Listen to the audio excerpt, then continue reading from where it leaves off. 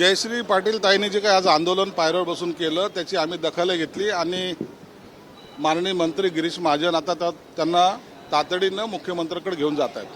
त्यांचा कोल्हापूरच्या विकास आराखड्यासंबंधात जो काही प्रश्न होता तो सर्वांच्या भावनेला किंवा सर्वांसाठी होता, म्हणून त्याची दखल घेऊन तातडीने मुख्यमंत्री साहेब त्याच्यावर घोषणा करतील।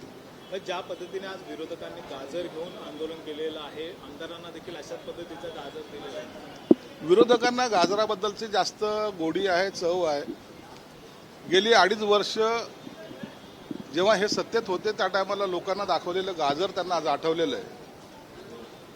आताही त्यांनी जे काही आंदोलन केलंय त्या लोकसभेच्या वेळेला सर्वसामान्य जनतेला घटना बदलणार वगैरे ह्या पद्धतीचं जे काही गाजर दाखवलं होतं त्यामुळं त्यांना मिळालेला थोडा बहुत जो काही विजय आहे त्या मस्तीमध्ये आज त्यांनी पुन्हा ते गाजर लोकांना दाखवण्याचा प्रयत्न केला आहे।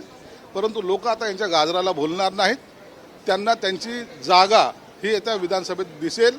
म्हणून अशा ह्या गाजर कांदा असं करून आंदोलन करून त्यांना वाटतं सहानुभूती मिळेल, परंतु अशी सहानुभूती मिळत नसते।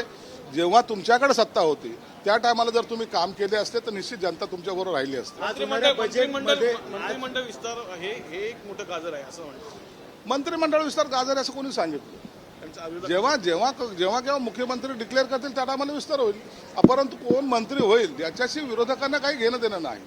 खऱ्या अर्थानं तो मंत्री असलेल्या सत्ताधाऱ्यांच्या अंतर्गत प्रश्न आहे, म्हणून याच्याबद्दलचं त्यांना आपुलकी किंवा त्यांना असं वाईट वाटण्यासारखं काही नाही। त्यांना कुणाला मंत्री बनायचं नाही किंवा त्यांना घेणं येणार नाही। विधानसभेला केवळ 4 महिने उरलेले आहेत, अशात आता जर मंत्रिमंडळ झालं तर मग उशीर नाही का होणार आहे का या मंत्रिमंडळ? याचा सर्वस्वी विचार मुख्यमंत्री एकनाथ शिंदे साहेब आणि देवेंद्र फडणवीस आणि अजितदादांनी केलेला आहे।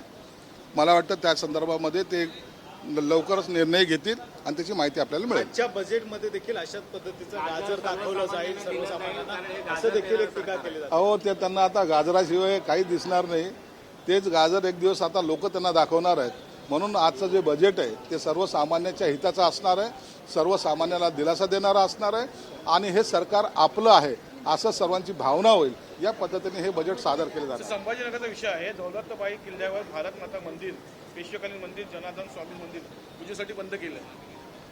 त्या संदर्भामध्ये मी आता माननीय मुख्यमंत्र्यांना भेटतोय आणि ते दर्शनासाठी ते मंदिरं उघडावेत अशी त्यांना विनंती करतो।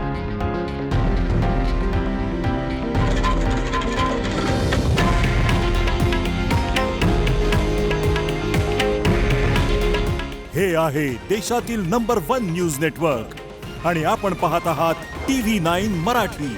काळजी तुमची, हित महाराष्ट्राचं।